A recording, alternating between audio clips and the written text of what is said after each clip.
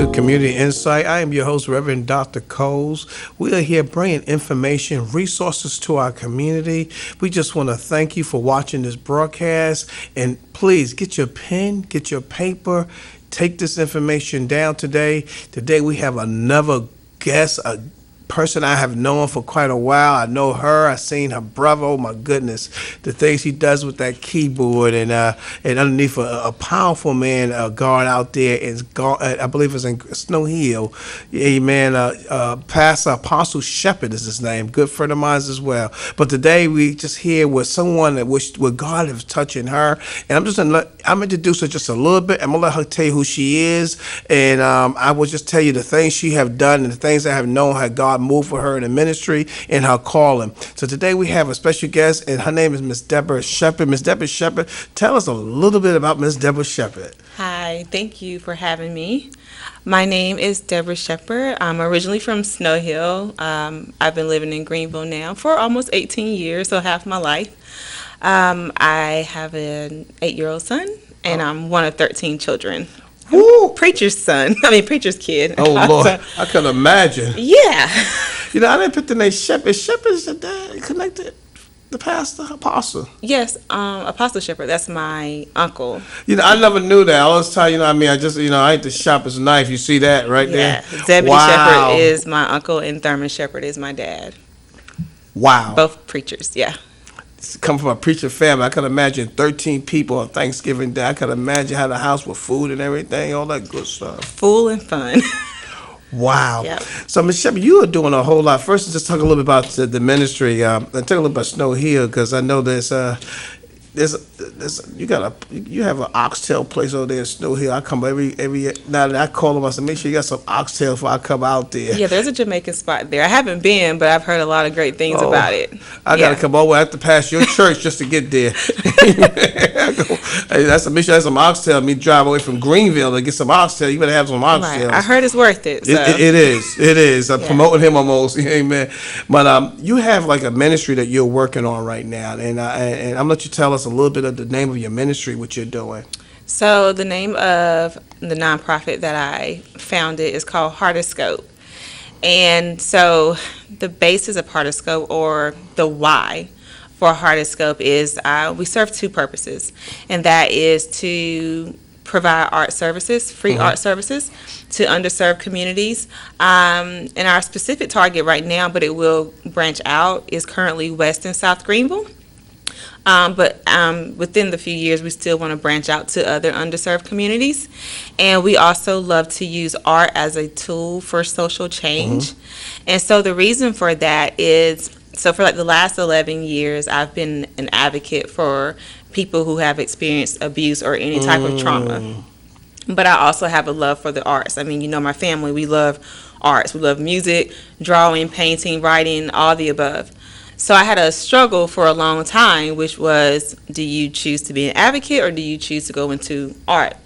And so I was like, well, I don't have to choose. I can bring both of these two disciplines together. And so the reason for that is I experienced a lot of trauma growing up and also in my adult life. And so art was a tool that I used to help me process a lot of that trauma and also to cope. And so we know that everyone experiences trauma. No one is exempt from that. We've all experienced it, whether we share it or not. But what we know about underserved communities is they have limited resources. They don't really have access to certain resources because there are certain barriers there. And since art is a tool that has been known to help with trauma, I was like, you know what? Let's use Heartoscope as a way to bring art to these communities that can serve as a way for them to, you know, self-express themselves and to also use art in a therapeutic form. And let me say this, and you said that about art, and it's really key because I was watching little children, and sometimes you think that, you know, when a child write on the walls and stuff, you want to punish them, but it's, you know, and maybe hitting some people at home with this here, it's really, they developing. Yep. You know, when you're putting crayons on the wall, what are you messing up my wall for? But they're thinking and they're developing. And I saw something the other day where the moms took a big mat and put it on the floor and let them paint on their feet. Mm-hmm. And then just touched it on the floor. And I was like, and it just did something to the children. Like, you were saying, that's a mess. I got to clean all that up. But Right. it's really a format of yourself. Yourself, and it's freedom. I think that's the beautiful thing about art, and I tell people all the time is art allows you to go into a space that you normally don't allow other people to have access to. So it requires you to be very vulnerable. And people look at vulnerability sometimes as a bad thing. They think people who are vulnerable are weak. But no, for me, you don't get to freedom unless you allow yourself to be vulnerable. And so art does that. And so I think a lot of times with children, they come out the womb we say rebellious, but not really in a bad way. They come out just very free. They don't know what the rules are. They don't know any of that. It's I'm Some here. adults don't either. Right, some adults don't either. And I'm learning my way. And whatever I have to do to learn my way, that's what I do. So they're touching a lot, they're running around, they're drawing on walls. They're just trying to express themselves. But then when we start stop doing that, it's like every time we do that, it's like I don't know if it's okay for me to be free anymore. I don't know if it's okay for me to express myself that way. And so a lot of times trauma will allow you to shut yourself down and run away from that thing that may very well free you. And so, like I said, art is just a way to do that. When I worked in the school system, and I would work with a lot of kids who had behavioral issues, and a lot of times the teachers would send them to me because they didn't know what to do with them. You allow them to come into that space, a safe space for one, because not every space is safe, and you allow them to just write how they feel or draw what they're feeling or paint. You'll be surprised where you'll get with that child. And when you said that, one of the things hit me, like when, I don't know, most people look when they go to a psychiatrist and they give them a pen and paper and they just want them to draw pictures and leave them there, and they write what's bothering them, and they may draw a picture of a family or whatever, and that doctor look at that and trying to figure what you're writing, because you're right, it's all in the mind. Yeah. Of being creative. And I think even as adults, I mean, I'm not knocking the children because the children really need it. Absolutely. But I think adults also have a disconnection of that, because I'm gonna tell you something. One of the things, and I hope you don't laugh, but one of the things I love to do coloring books. Not bad. But you said grown man, like saying They have adult coloring books now, so that's okay. Not a bad thing. Because I always like to make sure the colors is right. I don't want to get off the line, and then I might use the black, and it's like it's a mind relaxing. It's the same as going fishing, but I'm in my own comfort and I'm thinking. And so most people don't understand how art is more of how can I say this? It's a mentoring in the brains. Absolutely. That is helping you. It's like the same as doing yoga. You really meditating. Absolutely. Mindfulness. And I tell people all the time, I have a brother who likes to draw. He's amazing with it. And I was telling him as I was working through my own personal battles, which I still do every day, I said, I came to this conclusion. It's probably not what they say the definition of it is, but we always talk about how God gives us these gifts and how people who are super artistic have these special gifts. And I say, you know what? I think the reason why it's called a gift, I think it's twofold. The first thing is that gift sets you free, the person who has the gift. And then you use that gift to set other people free. So it's twofold. So a lot of times we always think about, I have this gift for the world. No, wait, that gift is for you first. So when you receive that gift and you allow it to do that change in you that it's supposed to do, then it makes that gift you give to the world 10 times better. Pass it on then. Absolutely. Yeah, it's funny you say that, because I was talking to a person a couple of weeks ago and was talking about gifts and understanding that, first we got to work on ourselves. I mean, how could you help somebody? I mean, how could even myself would be, how can I go out there and feed somebody in my family home starving? That don't make too much sense now. Come on now. So you got to, you take care of home, but you got to work on yourself. And work on you. It's almost like Every before time. we pray for somebody, we got to make sure our stuff is in the right place. You know what I'm saying? Absolutely. And to try to go out to tell somebody how to do this, and your life's not walking in a straight line. I mean, it's almost like a person trying to tell somebody about marriage and they have 14 marriages or something. Like, listen, I don't think you be my advisory counselor on that one there, but but Absolutely. it's I look at what you're doing. When I saw you, and I say, God has a way of talking to people and putting things. I've seen you on Facebook. I've seen a good friend of mine. I'm going to call our name out here, Monica Daniels. Yes, She's Monica. good people. Got love a her. heart to help people. But you also you're reaching people. Right? You're going right outside. Sometimes people they have these old pretty buildings and a nice bathroom with the good smell good stuff and all that nice floor carpet, but nah, you come out right in the neighborhood. Yeah. It's so funny because, like I said, my dad's a pastor and all his brothers are pastors, maybe except like one or two. And I have almost everybody in my family is in ministry, right? And so I've always been told, like early on, you're going to be a pastor. I'm like, no, I'm not. I don't want to be a pastor. Not because I don't think I could do it. I understand. But because I do understand. I think I've always had this thing. If I have to be confined to one building and that requires everyone to come to me, I can't be happy.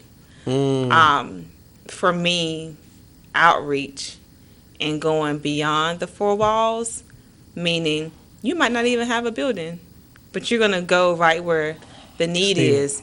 Because when I think about outreach, well, we say outreach a lot, but when I think about outreach, when I think about ministry isn't a building. So I always think about, like, in my thoughts, like church should be like a training facility. You come here, you get what you need, then you got to go out there and do the work. Because I always say, what would happen if God said, okay, no more churches, no more buildings, you got to go out here and work?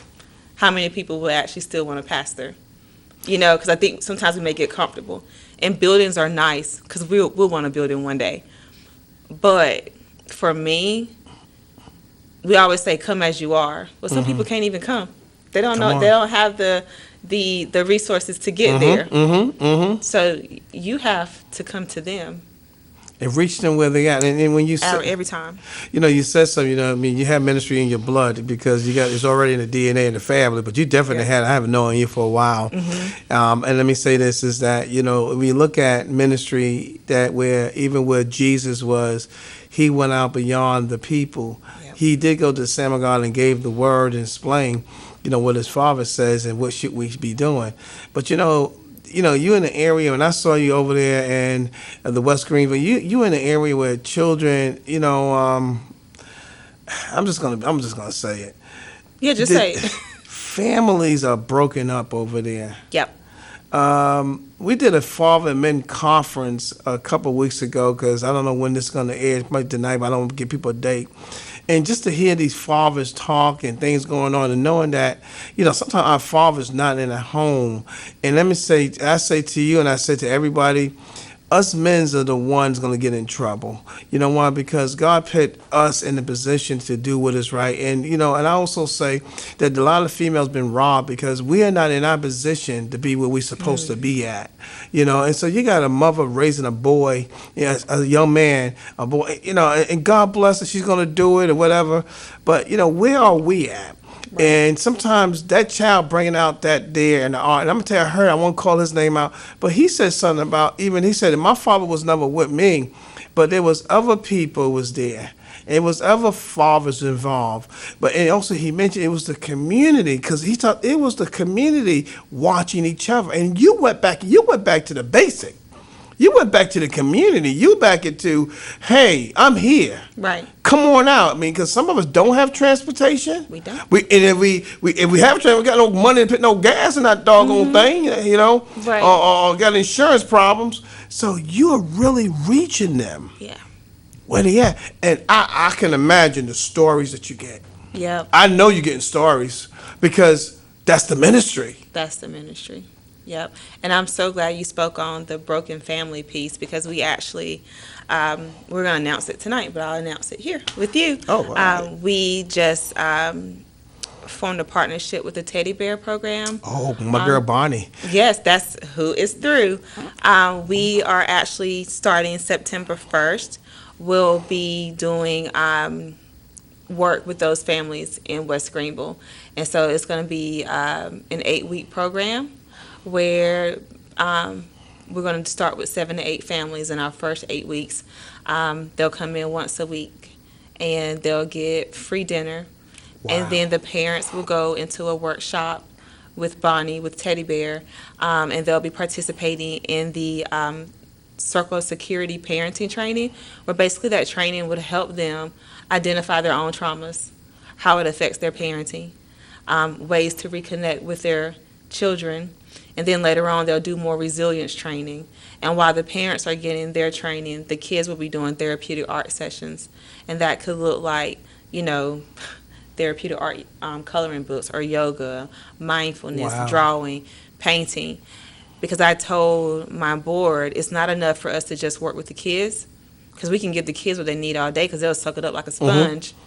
But if they go home and mom or dad is still broken, it's not going to make our work in vain, but it's going to make it really hard. You're hitting home now. So it's important to really work with the entire family unit and not just the children. And that's one of the things I want people to know that really sets Heartoscope apart from the rest, because it's not just about art itself. We know art is beautiful. We know art is nice to look at, but that's not why we're here.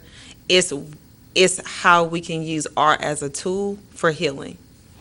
Bonnie's a good person. I'm going to She's tell you, she did amazing. a training. We have a program called Crossing the Bridge Youth Mentoring, and she did the training for my mentors, and we have another training coming up with her for my pastors, the pastors.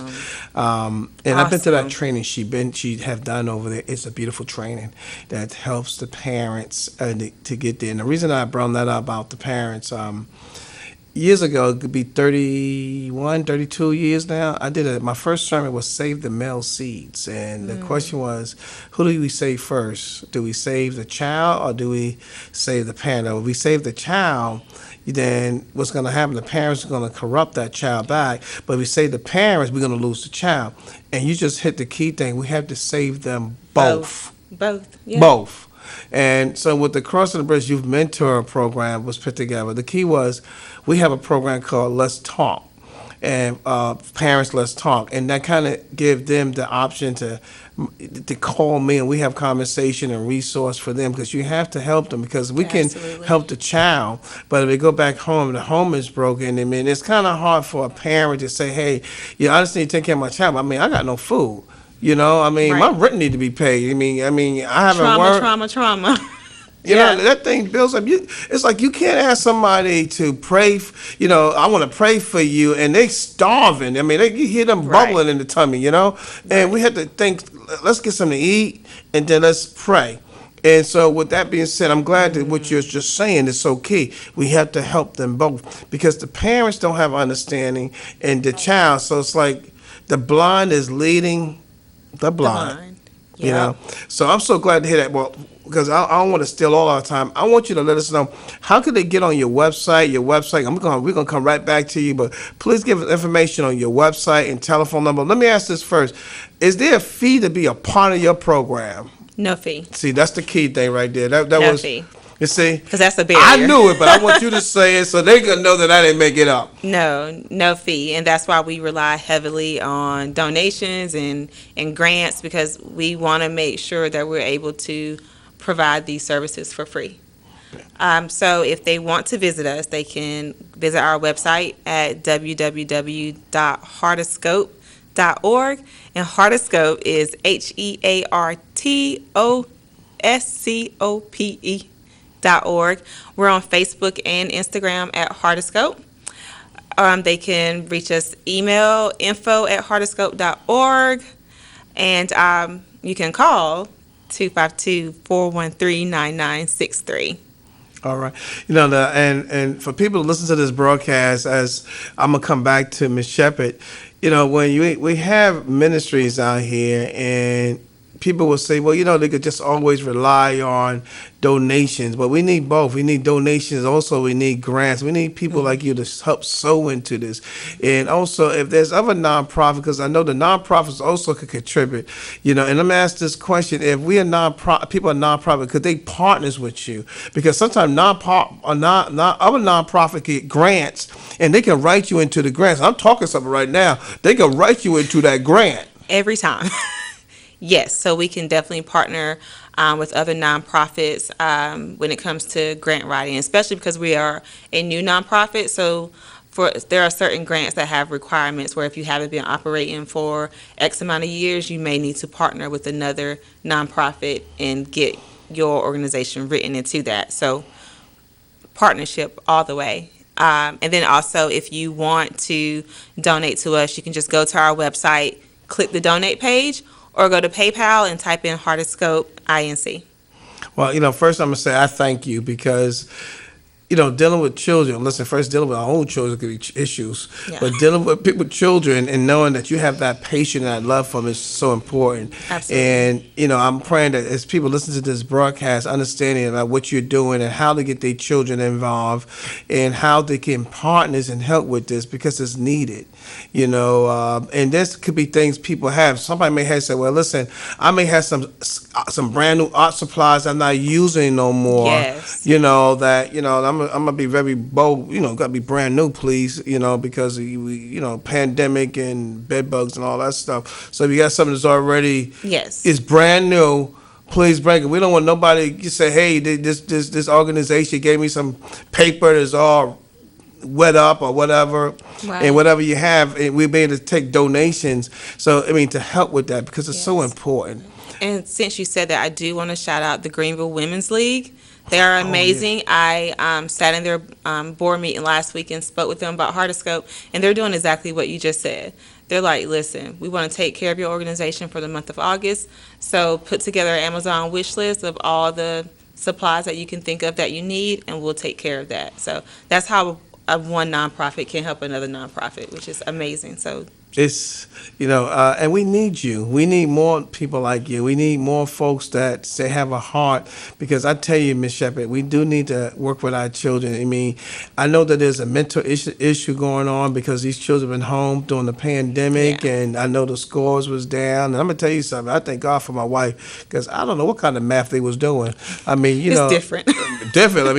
I just need to add and subtract when I go to the bank. I don't know to do anything else. You know what I'm saying? Don't take too much to put stuff on a deposit slip. Right. I don't need no algebra on that. Just add and subtract. That's all. What's the check numbers? Right.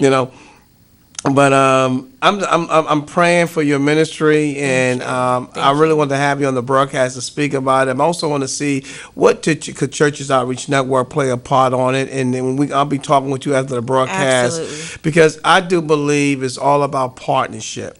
A woman was on the phone this morning with me, and we was just talking, and it was on really a Zoom thing, and she said, and it got nothing to do with religious. She's from a different religion. So it's all about partnershiping. Every time. And how we come together and how we work together. So just, as we close out, that's your screen. Could you tell them how could they donate? How can they get on your website? What is your contact? And let me ask the one question I didn't ask. What is the age group? I left that big part out. We serve kids ages 5 through 17. Wow. And if we can build our capacity enough, we can lower that age range. But right now, 5 through 17. Yes. And I saw you had a young man doing the videos. He was doing the shirts, the graphic shirts. Yes. That is so beautiful. Shouts out to Jermaine Harrison. He owns Coastal Premier Services, and he's also co-owner of the new T-Bar that's downtown. Wow. So he is a master of all trades, is what I say, and he dedicated his time to come and work with our kids and allow them to print their own designs. And that's the part about community work. So even if you don't run a nonprofit, but you have a gift and you just want to come and teach our kids, I'm okay with that. See, that's partnership. Absolutely. So as we close on first, again, I thank you for being on the broadcast. Please give us the information. How can we get in contact with you? Your website, and I'll close it out with the final. Okay.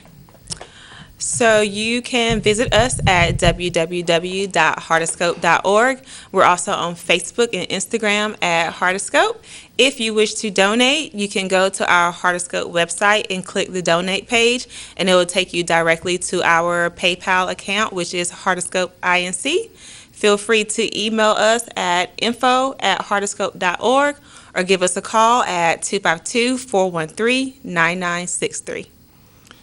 We want to thank Ms. Sheppard for being on this broadcast. She has a powerful ministry helping our children. Please help her, help our children. We all need to come together. I have heard this when I was young. It takes a village to raise these children, and we can stop them from going into these prison systems. We can help them get themselves into college, helping them, and she is here to help. So thank you for listening to our broadcast, and we'll see you at the next one. God bless.